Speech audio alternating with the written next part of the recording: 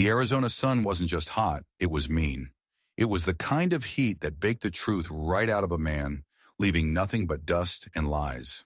In the town of Dusty Creek, a place that lived up to its name, a man named Jeremiah Whitmore believed he owned the sun, the dust, and every soul unlucky enough to sweat under his gaze.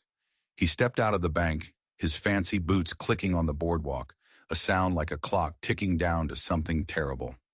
Jeremiah was rich, not just town rich, but territory rich. His Double W Ranch was a kingdom of dirt and cattle, and he was its undisputed king. He was clean-shaven in a town of bearded brutes. His suit was crisp in a world of sweat-stained denim. He was a man apart, and that's just how he liked it. He'd built his empire on what he called shrewdness. The folks he'd climbed over to get to the top, well, they called it something else. He was headed for his carriage, a gleaming black beetle in the oppressive heat, when a sound snagged his ear. It came from the alley next to the saloon, a narrow slice of shadow between two tired buildings. It was the sound of meat hitting meat, a dull, wet thud, followed by a whimper. Now Jeremiah wasn't a man who stuck his nose in saloon brawls. It was beneath him. But this whimper, it was small, too small. It was the sound a pup makes, not a man. Curiosity, that little devil, got the better of him. He told himself it was just to see, just a quick look before he went back to his life of profit and loss. He stepped to the mouth of that dark alley, and what he saw would shatter his perfect, polished world forever. A monster of a man, greasy and sour-smelling, even from 10 feet away, had a boy pinned against the wall. The man was Pete Garrison, a town drunk Jeremiah knew by sight, a man who'd lost everything and blamed everyone but himself. Garrison was hitting the boy, methodically, not with the wild rage of a drunk, but with a cold, steady rhythm. The boy, who couldn't have been more than 12, was a bundle of rags and bones, trying to curl into a ball to protect himself. "Please," the boy gasped, his voice a tiny thread in the thick, hot air. "I didn't do nothing." Garrison snarled, a rotten sound from a rotten throat. "Shut your mouth, you little savage. Should have finished you off with the rest of your kind." The words hit Jeremiah like a stray bullet. Your kind. He'd heard the ugly talk around town, the whispers about Indian troubles, the casual hate that festered in the heat. But to see it aimed at a child, to see this brutal, one-sided violence. Something inside him, something he thought had died long ago, flared to life. It was a cold, clean anger. "That's enough." Jeremiah's voice wasn't loud, but it cut through the alley like a razor. It was the voice he used to buy land, to fire men, to build his kingdom. It was a voice that expected to be obeyed. Garrison froze, his meaty fist still raised. He turned, his eyes struggling to focus on the man in the silk vest. "Whitmore," he slurred, "this ain't your business. Just teaching this little half-breed a lesson?" Jeremiah's jaw went tight as a fist. "Release that child, or I'll have Sheriff Collins introduce you to the inside of a cell." Garrison actually laughed. It was a terrible broken sound. "Assault? Can't assault something that ain't human. This little animal's lucky I don't finish the job proper." Jeremiah looked past the drunk to the boy. The kid was cowering, but his eyes, they weren't just scared. They were watching, calculating. Even through the dirt and the fresh bruises, Jeremiah saw a spark of sharp intelligence that didn't belong in this filthy alley. The boy wasn't just a victim. He was a survivor. But there was something else in those eyes, too. A flicker of recognition. Had he seen the boy before? Scavenging behind the restaurants? No, it was something else. Something deeper. A look that said, "I know you." Jeremiah pushed the thought aside. "I said, release him." He let each word land like a hammer blow. He didn't get to be Jeremiah Whitmore by backing down from scum like Pete Garrison. Garrison's drunken bravado began to curdle. He knew Jeremiah's power. In Dusty Creek, Jeremiah Whitmore was the law, whether he wore a badge or not. But the whiskey still talked loud in his head. "What's it to you, Whitmore? You gone soft on Indians now?" He spat a brown stream of tobacco juice that landed inches from Jeremiah's polished boot. "One of 'em killed my brother. Every last one of them deserves what they get. Your personal tragedies don't give you the right to brutalize a child, Jeremiah said, his voice dropping to a dangerous calm. Now step away, before I make you. The threat hung in the air, heavy and suffocating. Garrison stared, his booze-addled brain trying to weigh the consequences. Finally, the fight drained out of him. He let the boy slump to the ground. Fine, he muttered, but don't come crying to me when that little snake bites you. He stumbled out of the alley and back toward the saloon, a defeated bear shuffling back to his cave. Jeremiah watched him go, then turned to the boy. The child hadn't moved. He was still pressed against the wall, trying to make himself invisible. Jeremiah crouched down, trying to seem less intimidating. He's gone. You're safe now. The boy didn't answer. He just watched Jeremiah with those dark, unsettling eyes. Trust was a foreign currency in this kid's world. What's your name, son? Jeremiah asked, his voice softer now. The boy's lips moved, but no sound came out. He swallowed. Don't got one worth saying, mister. An odd answer. Everyone has a name. What did your family call you? At the word family, a shadow passed over the boy's face. A flash of raw pain, so quick Jeremiah almost missed it. Then the mask of indifference slammed back down. Ain't got no family neither. Jeremiah looked closer. The kid was a puzzle. His features were a mix of native and European, but his speech, when he wasn't trying to sound like a street rat, had a strange clarity, the ghost of a better education. How long have you been on your own? The boy shrugged, a gesture that was meant to be casual, but was betrayed by a tremor in his thin shoulders. Long enough. Where do you sleep? What do you eat? Another shrug. Get by. Find things. The simple, bleak reality of it twisted something in Jeremiah's gut. This wasn't right. No child should live like this. He made a decision, an impulse, really, something he hadn't felt in a long, long time. Would you like a real meal? Not scraps, something from the restaurant. The boy's eyes widened just a fraction. Hope and suspicion fought a silent war in their depths. Why? He asked, his voice raspy. Because you're hungry. What you want for it? The question was ancient, weary. The boy had already learned the world's harshest lesson. Nothing is free. And that question, that simple, heartbreaking question, broke something in Jeremiah. Nothing, he said, and he was surprised to find he meant it. I want nothing in return. For the first time, the boy's carefully built walls crumbled. Tears welled in his eyes. He fought them back, but they came anyway, silent trails through the grime on his cheeks. A simple offer of kindness had done what Pete Garrison's fists couldn't. It had broken him. I ain't eaten proper in 3 days, he whispered. Jeremiah stood and held out his hand. Let's fix that. The boy stared at the offered hand.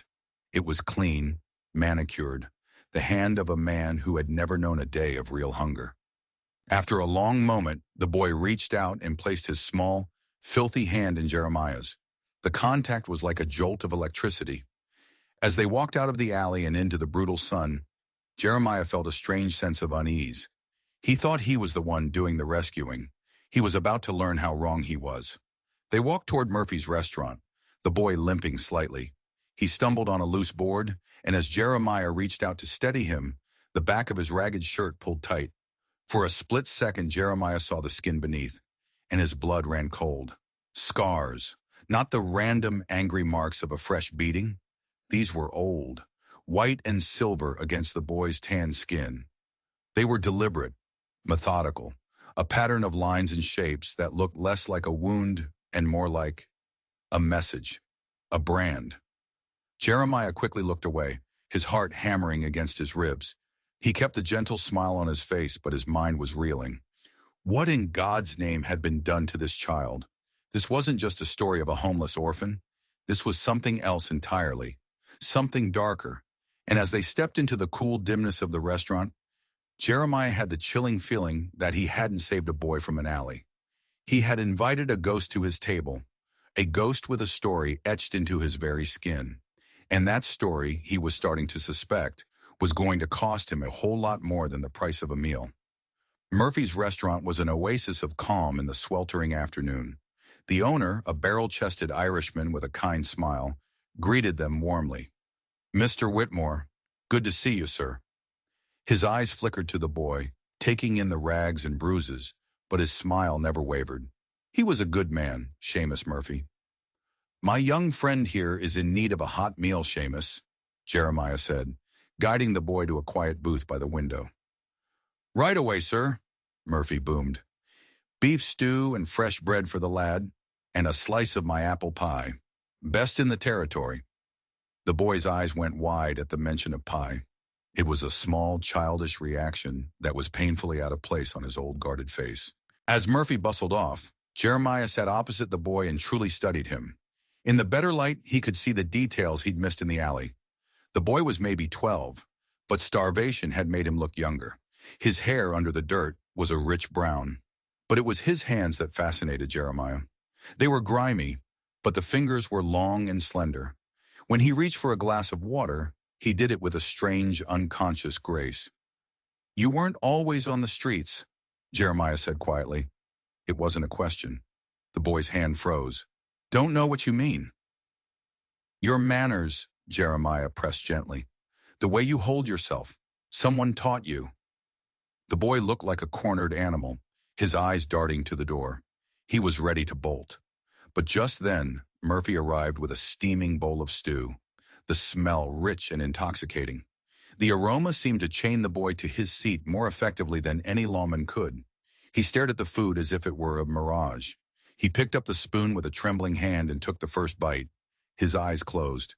A small, involuntary sound of pure pleasure escaped his lips. Jeremiah watched, a knot of pity and something else, curiosity tightening in his stomach. The boy ate with a desperate hunger, but even then, he didn't shovel it in like a wild animal. He chewed his food. He held the spoon correctly. The habits of a different life were buried deep inside him. "Slow down," Jeremiah said gently.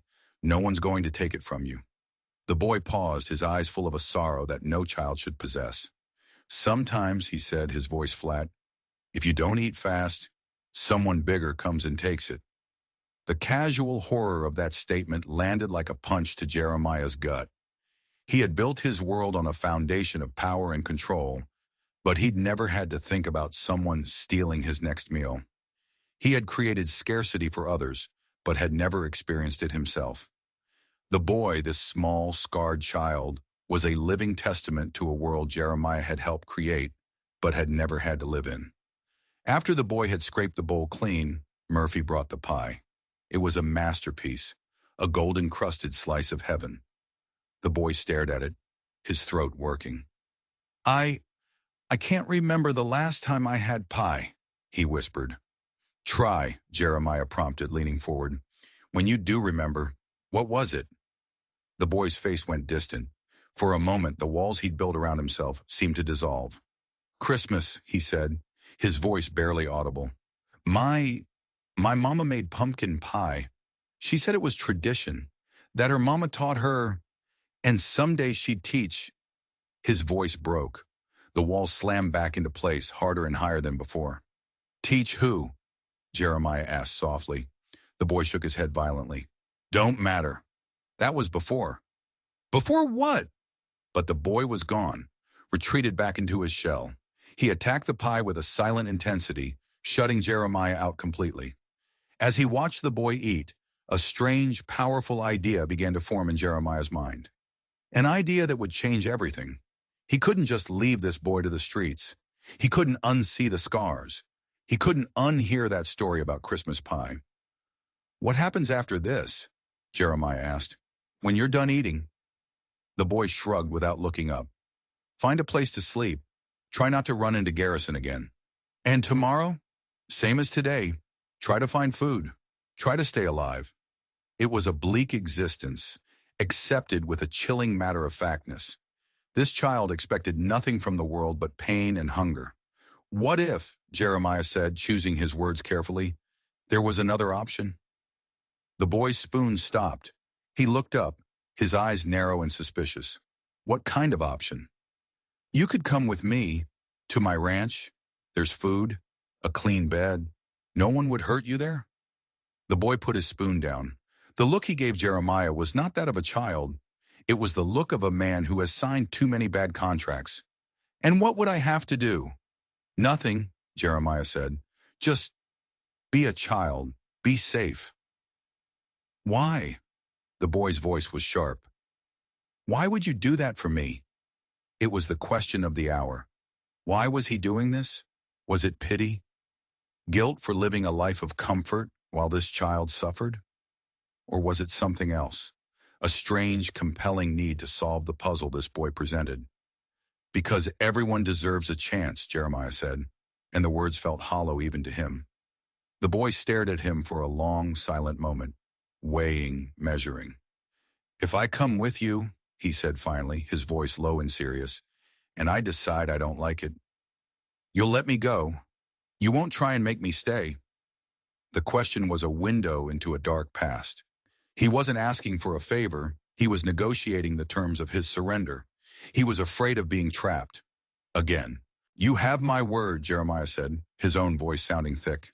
You'll be free to leave whenever you choose. The boy gave a single, slow nod. All right, then, I'll come with you.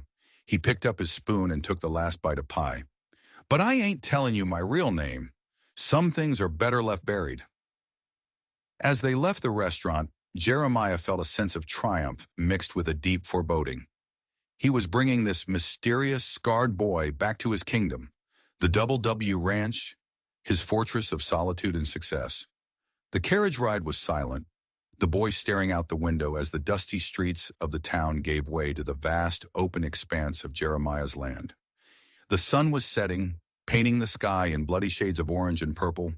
Jeremiah watched the boy, who sat perfectly still, his small hands clasped in his lap. He looked like a captive prince being taken to a foreign land. Jeremiah felt a paternal stir, a sense of protectiveness. He was doing a good thing, a noble thing.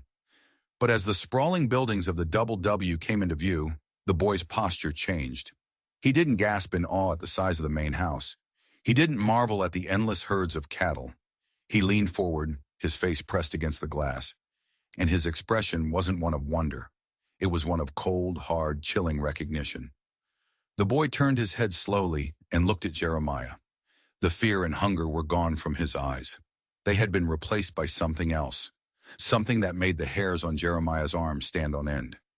It was the look of a predator that has finally cornered its prey. Jeremiah's heart began to pound. This wasn't a rescue. This was an appointment. He hadn't brought a stray dog home. He had just willingly invited the wolf across his threshold, and the wolf knew him. The wolf had been waiting for him. The game had just begun, and Jeremiah Whitmore was already losing. The Double W Ranch House was more than a home. It was a statement, a 2-story adobe fortress built with the profits of 1,000 cattle drives. As the carriage crunched to a halt on the gravel drive, the boy stepped out and looked up at it, not with the awe of a pauper in a palace, but with the cold appraisal of a demolition expert. Jeremiah's housekeeper, a warm, matronly woman named Rosa, came bustling out. "Senor Whitmore, you are late," she began, then stopped short, her eyes falling on the boy. Her motherly instincts took over. "Ay, Dios mío, who is this poor child?" "He's my guest, Rosa," Jeremiah said, forcing a calm he did not feel. "He'll be staying with us. Please prepare the blue room." Rosa's experienced eyes took in the boy's condition in a single glance. "Of course, senor, but first a bath and some real clothes for this little one." The boy flinched at the word bath, a sharp, jerky movement. "The room first," Jeremiah said quickly. "We can sort the rest later." Something about the idea of this child being undressed, of his scars being seen by others, filled Jeremiah with a strange dread. They were part of a secret that he now felt inexplicably bound to. Rosa led them through the house, through rooms filled with heavy, dark furniture and expensive rugs. Jeremiah saw it all through the boy's eyes now. It didn't look like a home. It looked like a hoard, a dragon's treasure, built on things Jeremiah didn't want to think about. The blue room was at the top of the stairs, overlooking the vast pastures that stretched to the horizon. It was a simple, clean room with a soft bed and a sturdy desk. "This is for you," Jeremiah said. "No one else will come in here." The boy walked to the window and looked out. For a long time he was silent. Then he spoke, his voice so quiet Jeremiah barely heard him. So this is it. This is the place. What do you mean? Jeremiah asked, his throat suddenly dry. The boy turned from the window. The last of the evening light framed him, making him look like a small, avenging angel. My father used to talk about this view, he said, his voice flat and empty of emotion. He said you could see all the way to forever from up here. He said it was a view bought with the souls of good men. The floor seemed to fall away from beneath Jeremiah's feet. Your father? He worked for you, the boy said. His eyes were like chips of black ice. Does the name Frank Harrison mean anything to you, Mr. Whitmore? The name hit Jeremiah like a physical blow. Frank Harrison. Yes, he remembered. One of his best foremen. A natural leader. A man who had been loyal until he wasn't. A man who had started talking about unions, about fair wages, about the men deserving a share of the profits. A troublemaker. He left my employ, Jeremiah stammered, his mind racing. A year ago, maybe more. He didn't leave, the boy said, his voice rising, gaining a terrible strength. You fired him. You fired him and a dozen other men because they had the nerve to ask for the wages you owed them. You called them disloyal. You called them ungrateful. Jeremiah felt the blood drain from his face. It was true. All of it. Cattle prices had dropped, and he'd cut costs by withholding wages, promising to pay the men back when times were better. Harrison had organized them, demanded what was fair, and Jeremiah, his pride stung, had made an example of them. We were leaving for California, the boy continued, his voice now a low, trembling snarl. My father, my mother, and me. 3 other families. You told us you wished us well. You gave my father a letter of recommendation. You even drew him a map. The map. Oh God, the map. A shortcut, he'd called it. A way to save the families 2 weeks of travel. A gesture of goodwill, he had claimed. It wasn't a shortcut, was it? The boy whispered, stepping closer. You sent us into Apache territory. You sent 12 people, 4 of them children, into the desert with a map that led nowhere. No, Jeremiah breathed, shaking his head. I didn't know. I wouldn't. You knew, the boy screamed, the sound echoing in the pristine room. You knew it was their sacred land. You knew no travelers were safe there. You wanted to teach my father a lesson. You wanted him to come crawling back, broken and begging for his job. You gambled with our lives to protect your damn pride. Jeremiah staggered back, leaning against the doorframe for support. The memory buried under a year of profits and balance sheets came roaring back. He remembered his anger, his feeling of betrayal. He remembered drawing that map, a petty, cruel act of revenge. He had imagined them getting lost, running out of water, having to turn back in shame. He had never, not for 1 second, imagined they wouldn't come back at all. The Apache found us, the boy said, his voice dropping again to that chilling, dead tone. We were out of water. The mules were dead. My mother was sick. Their leader, he was going to let us go. He saw we weren't a threat. He was going to give us water and point us toward the real trail. He said the man who sent us this way was either a fool or a devil. The boy took a deep breath, his small chest heaving. But then his warriors arrived, younger men. Their village had been raided by soldiers. They saw white faces, and they didn't care about mercy. He couldn't finish. The story was too big, too terrible for his small frame to contain. He began to sob, not like a child, but with the dry, ragged gasps of a man who had forgotten how to cry. Jeremiah stared at him, at this child who was the sole survivor of a massacre of his own making. The ghost at his table had a name, and his name was Judgment. I didn't know, Jeremiah whispered, the words tasting like ash in his mouth. I swear to God, I never meant for that to happen. The boy looked up, his face a mess of tears and dirt and righteous fury. You didn't care enough to find out. You threw us away like garbage. He unbuttoned the top of his ragged shirt and pulled it aside, revealing his shoulder and the top of his back. He turned so the fading light from the window fell across his skin. The scars, the deliberate patterned marks that had haunted Jeremiah since the alley. The Apache that captured me, They have a ritual. The sun dance, the boy said, his voice shaking, to prove courage. They did this to me. For months they did this, trying to burn the memory of my family out of me, trying to make me one of them. He let the shirt fall back into place. So now you know, Mr. Whitmore. My name is David Harrison, and I didn't just stumble into your town by accident. I came here for you. I've been looking for you for 6 months, ever since I escaped. The room was spinning. Jeremiah felt a suffocating pressure in his chest. This wasn't a victim he'd brought home.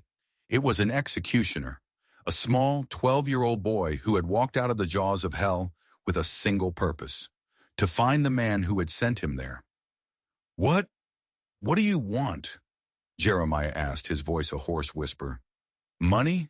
Do you want me to go to the sheriff? David Harrison looked at him, and for the first time Jeremiah saw not just a boy, but the man he would become, a man forged in fire and loss. Go to the sheriff, he said with a bitter laugh, and tell him what? That you gave a man bad directions a year ago? You own the sheriff, Mr. Whitmore. You own this whole damn town. No, that's not justice. He walked to the door, his small frame radiating a power that dwarfed Jeremiah's. What I want is for you to live with it. I want you to wake up every morning in this big empty house and see my face. I want you to look at your herds of cattle and know they were watered with my mother's tears. I'm not going anywhere. You brought me here. You wanted to save the poor orphan boy. Well, congratulations, you did. He paused at the door, his hand on the polished brass knob. You're my prisoner now, Mr. Whitmore, and my prison has no walls. The door clicked shut, leaving Jeremiah alone in the blue room, the silence screaming with the ghosts of 12 dead people. He had built an empire of dirt and bone, and now its rightful heir had come home to claim his inheritance. And the price, Jeremiah knew with a certainty that froze his soul, was going to be everything he had. The weeks that followed were a quiet, suffocating hell. On the surface, nothing changed. David Harrison, as he now insisted on being called, was enrolled in the town school. He was given new clothes. He ate 3 square meals a day at Jeremiah's own table. To anyone watching, it was a heartwarming tale of charity, the rich rancher taking in the poor, unfortunate orphan. But it was a lie, a beautiful, terrible lie. The house was no longer a home. It was a cage, and they were 2 animals circling each other, one racked with guilt, the other with a grief so profound it had curdled into a cold, patient vengeance. David was a perfect ghost. He was polite, quiet, and unnervingly observant. He never raised his voice. He never mentioned his family. He didn't have to. His very presence was a constant accusation. Jeremiah tried to atone. He started by raising the wages for all his ranch hands, making them the best paid in the territory. He built a new bunkhouse with clean beds and a proper kitchen. He hired a full-time doctor for the ranch. His foreman, a grizzled old cowboy named Hank, thought he'd gone mad. What's gotten into you, boss? He asked one day. You starting a church out here? Jeremiah just shook his head, unable to explain that he was trying to buy back a soul that was already sold. David watched all of this with his unnervingly calm eyes. He saw the changes, but he was unmoved.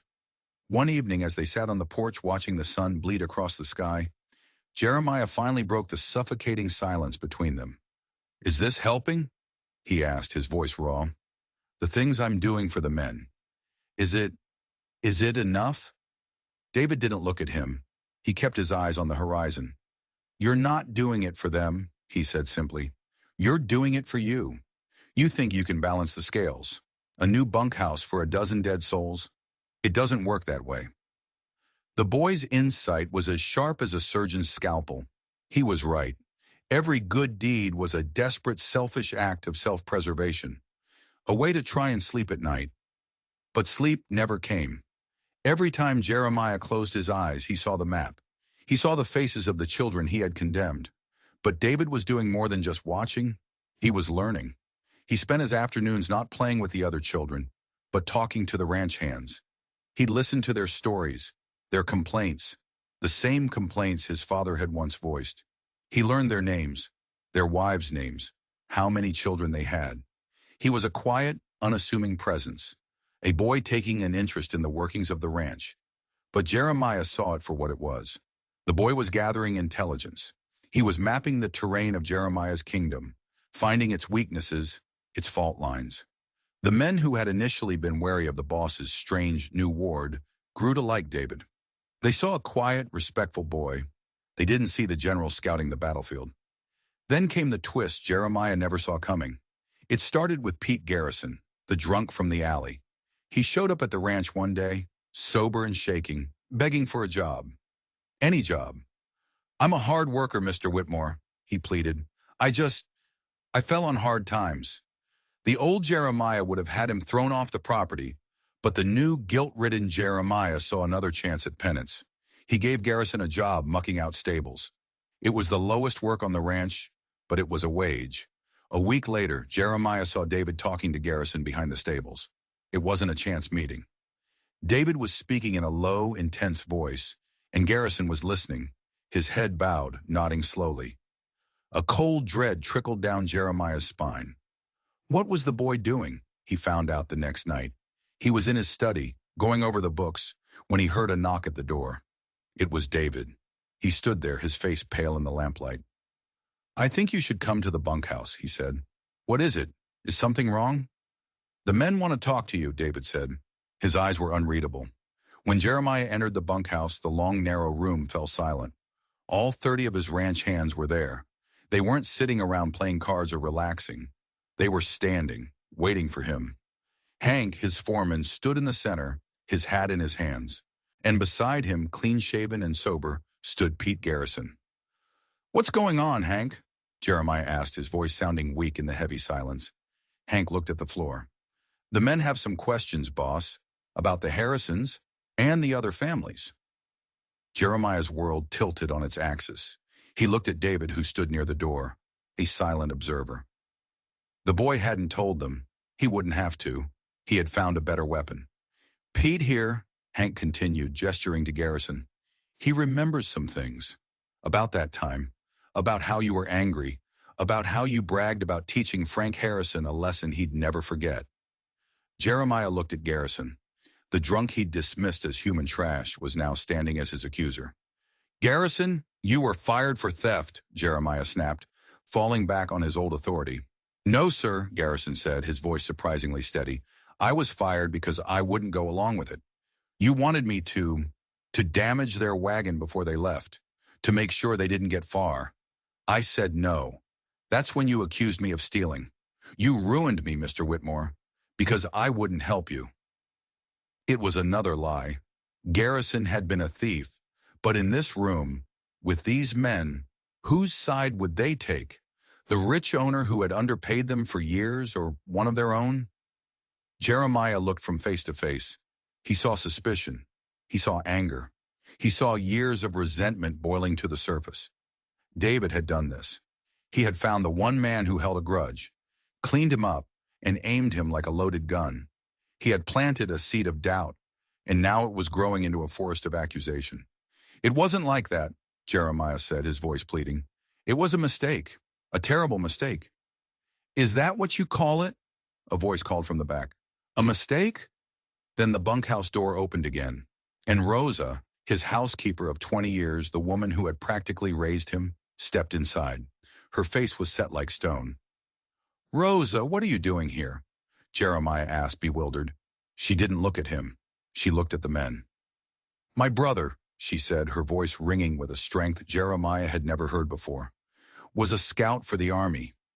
The week before the Harrisons left, he told me something. He told me the army was planning a raid in the Cañada del Diablo. They had tracked a band of Apache warriors there. They were planning to wipe them out." She finally turned her gaze on Jeremiah, and her eyes were filled with a loathing so pure it made him physically recoil. "The Cañada del Diablo," she said, her voice dropping to a deadly whisper. "Is that not the shortcut you drew on the map for Frank Harrison, senor?" The room erupted. The truth was out, and it was 1,000 times worse than a simple petty revenge. He hadn't just sent them into dangerous territory. He had sent them into a kill box. He had used them as a diversion, as bait. 12 innocent people sacrificed to the bloody altar of his ambition, perhaps to curry favor with the army, to secure a government contract for beef. He looked at David. The boy hadn't moved. His expression was one of profound, tragic victory. This had been his plan all along. Not just to make Jeremiah live with his guilt, but to strip him of everything, to turn his own people, his own kingdom, against him. Jeremiah Whitmore was a king no more. He was just a man, standing in a room full of his subjects, who had just become his executioners. The reckoning had arrived, and it had the face of a 12-year-old boy. The bunkhouse became a courtroom, and Jeremiah Whitmore was a man on trial for his life. The fury of the ranch hands was a palpable thing, a physical force that pressed in on him from all sides. They weren't just angry about the Harrisons. They were angry for every late payment, every dismissive word, every ounce of dignity they'd been forced to swallow over the years. David and Rosa had not just exposed a crime, they had lanced a boil of resentment that had been festering for a decade. "You used them as bait," Hank, his loyal foreman, roared, his face purple with rage. "You sent children to die so you could what? Get a better price for your beef from the army?" "No, it wasn't like that," Jeremiah cried, but his words were drowned out by a chorus of curses. He looked for an ally, for a single face that held a flicker of doubt, but found none. He was alone, surrounded by the men who had once feared him and now only despised him. His eyes found David, who stood by the door, his arms crossed. The boy's face was a mask of cold, hard granite. This was his masterpiece, a perfectly orchestrated symphony of destruction. He had patiently waited, gathering his forces, choosing his moment, and now he was watching it all unfold. "What do we do with him?" one of the younger cowboys shouted. "Let's string him up." The cry was taken up by others. The mood in the room turned ugly, shifting from anger to bloodlust. The men started to surge forward. This was it. This was how he would die, torn apart by the very men who worked his land. It was a brutal fitting end, a death as cruel as the one he had dealt the Harrisons. He closed his eyes, waiting for the first blow to land. "Stop!" The voice was not loud, but it cut through the din like a blade. It was David. The men paused, turning to look at the boy. In that moment, he held all the power in the room. He was no longer a child. He was their leader. "Killing him is too easy," David said, his voice ringing with an authority far beyond his years. "It's a quick end. He doesn't deserve a quick end. My parents didn't get a quick end. He needs to live. He needs to watch everything he built in our bones turn to dust." He walked into the center of the room, standing before Jeremiah. He looked so small, yet he cast a shadow that consumed the once powerful rancher. "You love this land, don't you, Mr. Whitmore?" David asked, his voice deceptively soft. "You love the double W more than any person?" Jeremiah could only nod, his throat too tight to speak. "Good," David said, "because you're going to give it away." The plan was as brutal as it was brilliant. Under the watchful eyes of 30 furious men, Jeremiah was forced to sit at his own desk, in his own luxurious study, and sign away his kingdom. Hank, the foreman, brought in the town's only lawyer, a nervous man who quickly understood that his only job was to make the paperwork legal and not ask any questions. Piece by piece, the Double W was dismantled. A significant parcel of land, including the main house, was signed over to David Harrison, the sole heir of the families who had perished. The rest of the ranch was divided equally among the ranch hands who had worked it for so long. They would form a cooperative, owning the land they worked, sharing in the profits they generated. Jeremiah Whitmore's empire, built on the singular vision of one powerful man, was being reborn as something new, something communal, something fair. He was forced to sign over his bank accounts, liquidating his fortune. A large portion was set aside to build a real school in Dusty Creek, a school that would be open to all children, settler, Mexican, and Native alike. It was to be named the Harrison Miller Johnson Memorial School.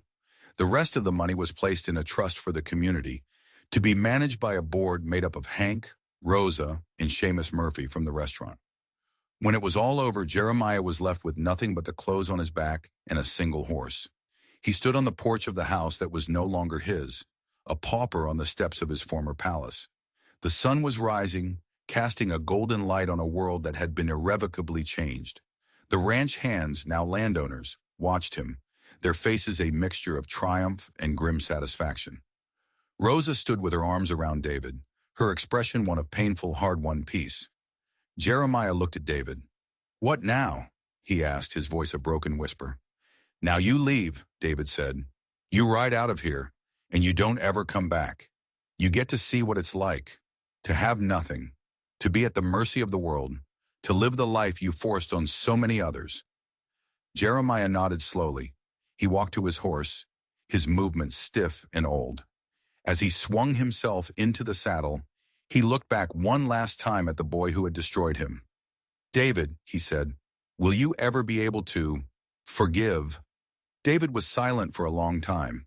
He looked at the new sun rising over the land that was now his.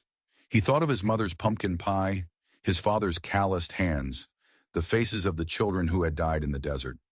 "Hate is a prison, Mr. Whitmore," he said finally. "I spent a year locked inside it. I'm done with prisons. What you did was unforgivable. But what I do now, that's for me. I'm going to build something here. Something that honors them. That's better than forgiveness." It wasn't absolution, but it was release. Jeremiah Whitmore turned his horse and rode away, a lone figure heading into the vast, indifferent desert. He didn't know where he was going. He just knew he was riding away from the ghost who had hunted him down and reclaimed his soul. Behind him on the porch of the great adobe house, David Harrison watched until he was just a speck on the horizon. The sun was warm on his face. The air smelled of dust and new beginnings. He was just a boy, scarred and broken in so many ways. But he was alive. And for the first time in a very long time, he felt something that resembled hope. The scales had been balanced. Justice in the wild and brutal West had finally been served. The story of the Double W Ranch became a legend in that part of the territory. A story of how a kingdom built on greed was brought down by one small boy with an unbreakable will, and how it was reborn into something better. It's a reminder that even in the darkest of times, the thirst for justice can be a powerful thing. And if you believe that, and you enjoyed this story, do me a favor. Hit that subscribe button and ring the notification bell. You never know when the next tale of justice from the Old West will come riding your way. Thanks for listening.